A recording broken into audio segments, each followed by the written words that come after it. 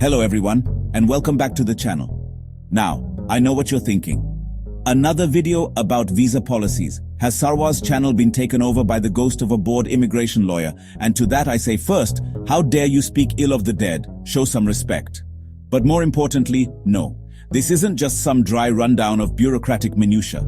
This, my friends, is about the B1/B2 visa, the golden ticket, the Willy Wonka pass to the magical land of, well, depending on who you ask, either opportunity or overpriced healthcare. Today, we're diving into the recent changes, because apparently, even the hallowed halls of immigration bureaucracy get bored enough to demand a refresh every now and then. Right. So first up, let's talk about who can even apply for this bad boy now. Because apparently just wanting to visit the Grand Canyon and maybe sample a corn dog isn't enough anymore. No, now they want to know your life story in triplicate, along with your hopes, dreams, and the average length of your last 3 bowel movements.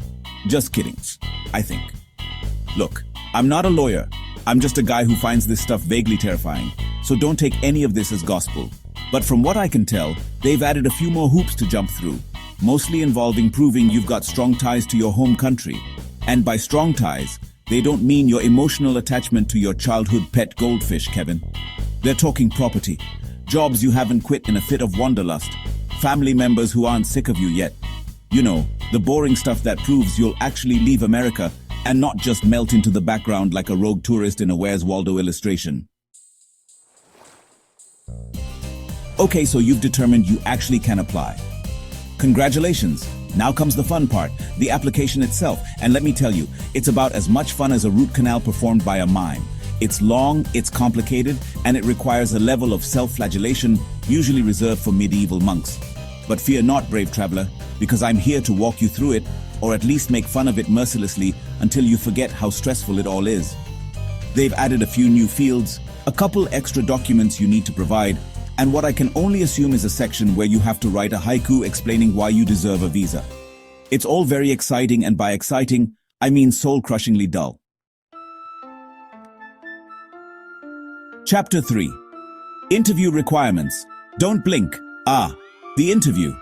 That magical moment where you get to sit in a sterile room, sweating under fluorescent lights, while a complete stranger judges your every word and wonders if you're going to steal their job, their car, or their entire identity.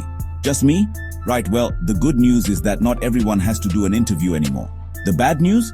They've gotten even pickier about who get called in. And if you're one of the lucky few, you better come prepared to justify your existence in 5 minutes or less. Seriously, they've added some new questions, and they're not messing around.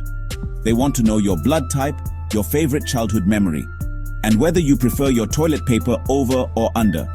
The correct answer, of course, is over, but they can't know you know that.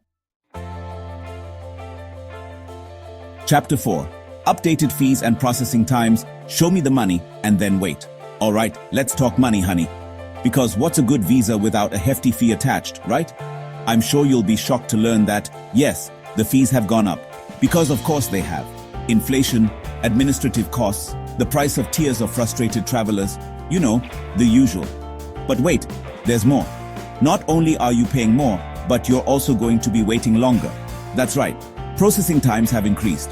Because apparently, the people in charge of these things believe the best way to deal with a backlog is to, well, create a bigger backlog.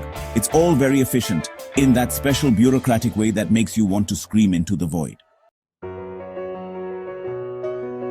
Chapter 5. Impact on travelers. So, are we still going to Disneyland? So, what does all this mean for you, the intrepid traveler?